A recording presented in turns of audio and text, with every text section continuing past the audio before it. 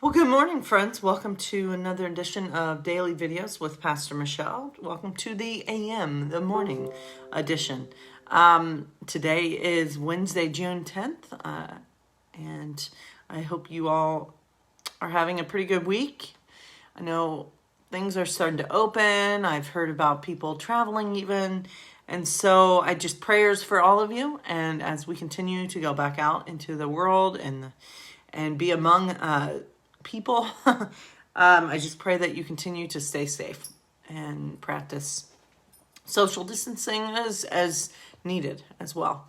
Because, I think sometimes we forget we're still in a pandemic. And I know there hasn't been much on the news about it, I feel, and sometimes we can forget things. But anyway, I don't know where I was going with that, but just continue to be safe out there. And just know that we're getting through all this together. Because, these are still interesting times that we're living in. I know that my denomination, we usually, every other year, we have a big gathering called Synod. And next summer, 2021, we were supposed to gather in June, I think, or even July. We were going to gather in Kansas City, Missouri.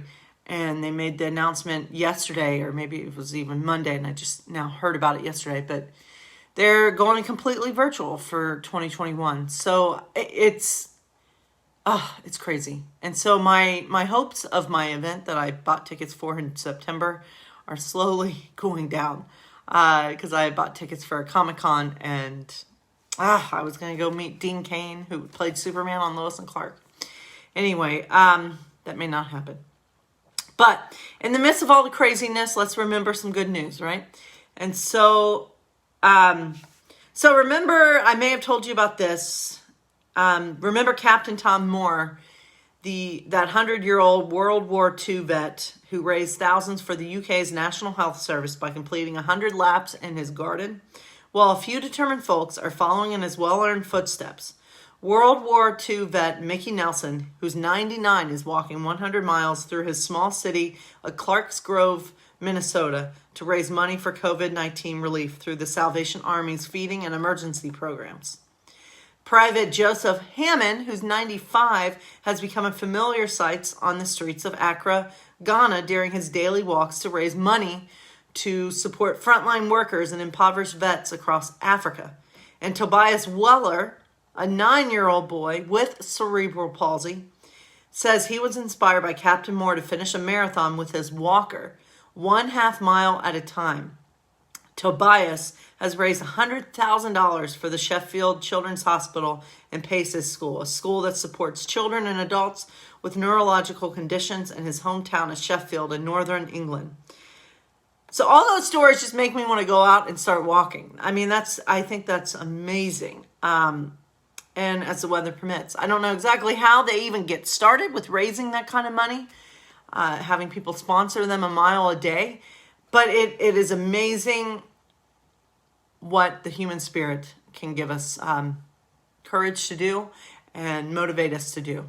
Because if anything, through this whole crazy pandemic that we're going through right now, I feel like we're seeing what the human spirit, what humanity is capable of. We're seeing it on the bad side as well, but we're seeing it on the good side. People are doing these amazing things to help others, and I'm really inspired by that. And you should be too. Because in the midst of all the bad news that we continue to get, remember there are so many good things happening out there. And so that's an important thing to remember. So let's start with a little bit of reflection. Working together in the bush, sawing, cutting, and stacking the wood for winter is a return to simplicity. The feel of energy is bent to a task, and seeing it through is the stuff of community and a realization of how much we let slip away to technology and the speed of things. Reach out, leave the keyboard, be with people. That's spiritual. And that's a good reminder, leave the keyboard for a little bit. Even if we're not able to physically be together with some of our loved ones, you can still be together in other ways. So, and then I just realized sometimes it involves a keyboard. But anyway, so let's get to our woman of the day, shall we? Our woman of the day is Annie Sullivan, who was Helen Keller's teacher. and who led Helen Keller to do amazing things. So let's hear about Annie Sullivan, shall we? So Joanna Annie Mansfield Sullivan had a tragic childhood. She was born to Irish parents in Massachusetts in 1866. Annie and her siblings, 2 of whom died as babies, grew up in terrible poverty. When she was 5, Annie got a disease called trachoma, which badly damaged her sight. When she was 8, her mother died. Her father abandoned Annie and her little brother, Jimmy, both ill, and they were sent to the filthy, crowded poorhouse. Jimmy died soon after, and Annie was heartbroken. Without her beloved little brother to care for, she was utterly alone. And there she is right there. When she was 14, Annie finally escaped by bravely pleading for help from a wealthy visitor who sent her to Perkins School for the Blind in Boston. Despite eye surgery, she still struggled to see, but that was not her only problem. Because of her difficult childhood and lack of schooling, she struggled to follow rules, didn't know how to behave properly. So she often got into trouble. Annie was extremely clever, though, and graduated top of her class. Because she was an excellent student, when Annie was 20, she was offered a job with the Keller family to help their deaf-blind daughter, Helen. Determined to rescue a wild, frightened child from her dark, silent world, Annie wanted to help Helen understand that things had names. Setting aside all her formal training, she got back to basics, thinking about how children normally learn language. One day, Annie took Helen to the water pump, and as she pumped water over Helen's hand, Annie traced W-A-T-E-R onto Helen's palm over and over again. Finally, Helen understood. She could now begin to name her world and connect with it. This breakthrough was truly miraculous, and because of it, Annie became known as the miracle worker. And there she is at the water well. Annie, whom Helen called teacher, quickly succeeded in teaching Helen nearly 1,000 words, the times table, and how to read Braille, all in a few months. When Helen was ready to attend Annie's school in Boston, Annie went with her, returning as a hero. Even though Annie still struggled with her own eyesight, which often caused her severe pain, she spent thousands of hours tirelessly spelling lectures and textbooks into Helen's hands. Annie next went with Helen to Radcliffe College, and although she didn't get a degree like Helen did, she helped teach Helen everything she learned there. While Helen was writing her autobiography with the help of young Harvard professor John Macy, Annie and John fell in love. After they were married, Helen went to live with them. Deeply loyal to Helen, Annie's life continued to revolve completely around her former student as they traveled the world and lectured together. Annie often gave speeches for Helen.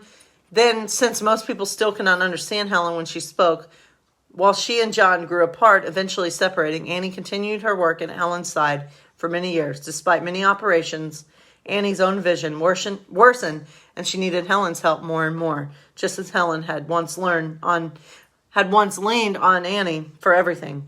Annie finally lost her sight almost completely before she died at the age of 70. Although she struggled with her own sight, Annie saw a possibility where everyone else saw only the impossible. She overcame her difficult beginnings as a blind orphan in a poorhouse to become one of the world's best known and loved educators, as Helen Keller's loyal teacher and friend for 49 years. Without Annie's determination to free Helen from her silent darkness, Helen would have stayed trapped inside herself, unable to see, hear, or communicate with the world. Although Annie lived mostly in Helen's shadow, her hard work and dedication gave Helen a full, rich life. Helen knew this and called Annie my guardian angel. And so that is Annie Sullivan. And so some of her quotes: keep on beginning and failing. Each time you fail, start all over again, and you will grow stronger until you have accomplished a purpose. Children require guidance and sympathy far more than instruction. And people seldom see the halting and painful steps by which the most insignificant success is achieved. So tomorrow's Woman of the Day will be Mary Seacole, who's a Jamaican Scottish nurse, writer, and Crimean war hero. And so it is inspiring to hear about Annie Sullivan. I don't think I actually knew that she had struggled with her own eyesight. So that says even more, that although she struggled, she still took time to help Helen as best as she could. And so it is inspiring to hear about all those amazing women who, because of them, the world is a better place. They left their mark on the world in one way or another. And so, my friends, let's continue on with Hunger Games. We'll read a few pages, and then we'll be done for the day. But, as you know, we are in the arena. It is time for the games to begin. So it's time for the intensity to even pick up even more. So the bell has rung, and they're getting ready to go to the cornucopia. Right. So 60 seconds, that's how long we're required to stand on our metal circles before the sound of a gong releases us. Step off before the minute is up and landmines blow your legs off. 60 seconds to take in the ring of tributes, all equidistant from the cornucopia, a giant golden horn shaped like a cone with a curved tail, the mouth of which is at least 20 feet high, spilling over with things that will give us life here in the arena.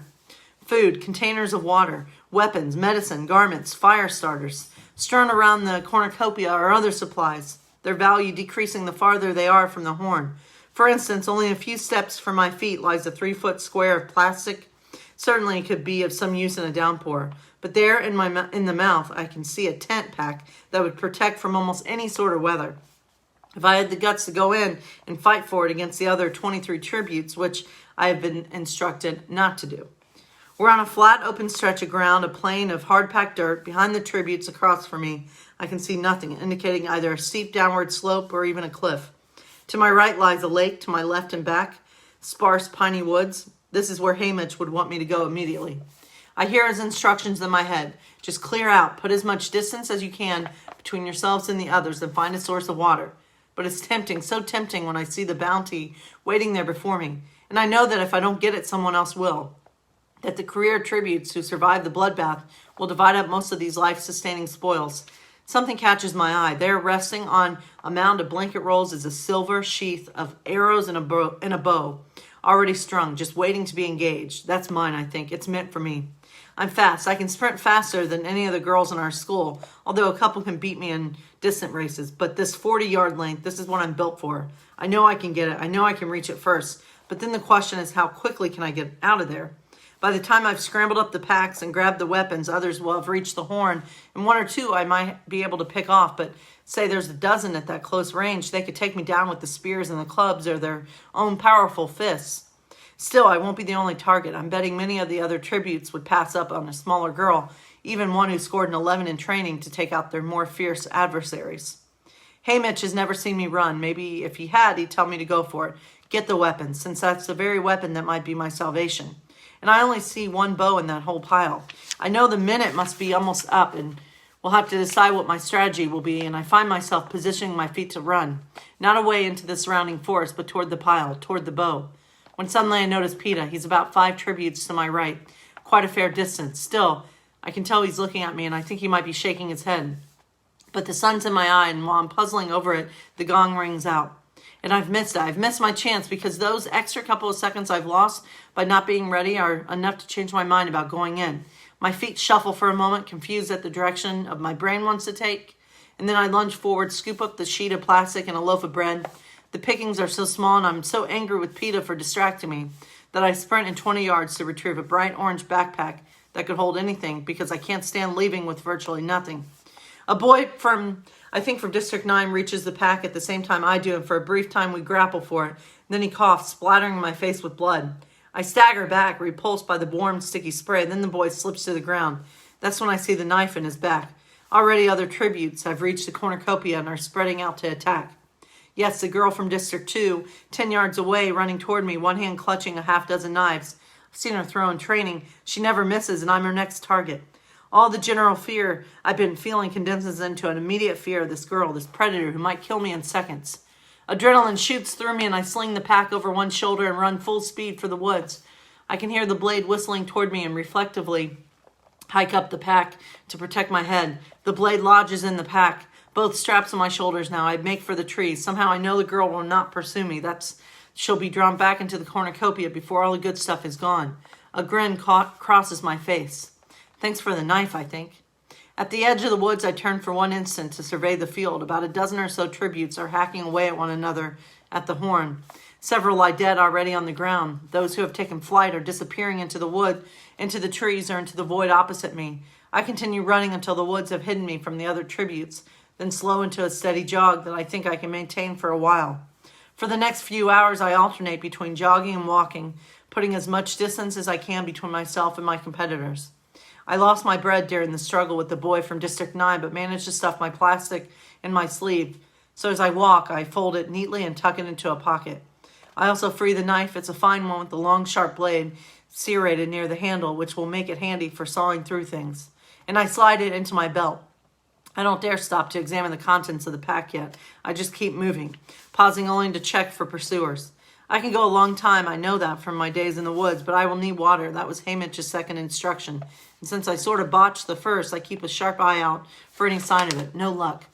The woods begin to evolve and the pines are intermixed with a variety of trees. Some I recognize, some completely foreign to me. At one point, I hear a noise and pull my knife, thinking I may have to defend myself. But I've only startled a rabbit.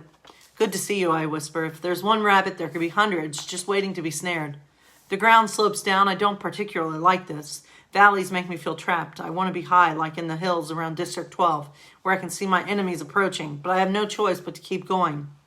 Funny though, I don't feel too bad. The days of gorging myself have paid off. I've got staying power, even though I'm short on sleep. Being in the woods is rejuvenating. I'm glad for the solitude, even though it's an illusion, because I'm probably on screen right now. Not consistently, but off and on. There are so many deaths to show the first day that a tribute trekking through the woods isn't much to look at, but they'll show me enough to let people know I'm alive, uninjured, and on the move. One of the heaviest days of betting is the opening, when the initial casualties come in, but that can't compare to what happens as the field shrinks to a handful of players. It's late afternoon when I begin to hear the cannons. Each shot represents a dead tribute.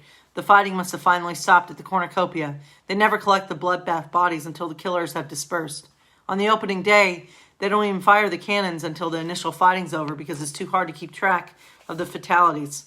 I allow myself to pause, panting as I count the shots. 1, 2, 3, on and on until they reach 11. 11 dead in all, 13 left to play. My fingernails scrape at the dried blood. The boy from District 9 coughed into my face. He's gone, certainly. I wonder about PETA. Has he lasted through the day? I'll know in a few hours when they project the dead's images into the sky for the rest of us to see. All of a sudden, I'm overwhelmed by the thought that PETA may already be lost. Bled white, collected in the process of being transported by the Capitol. Back to the Capitol to be cleaned up, redressed, and shipped in a simple wooden box back to District 12. No longer here. Heading home.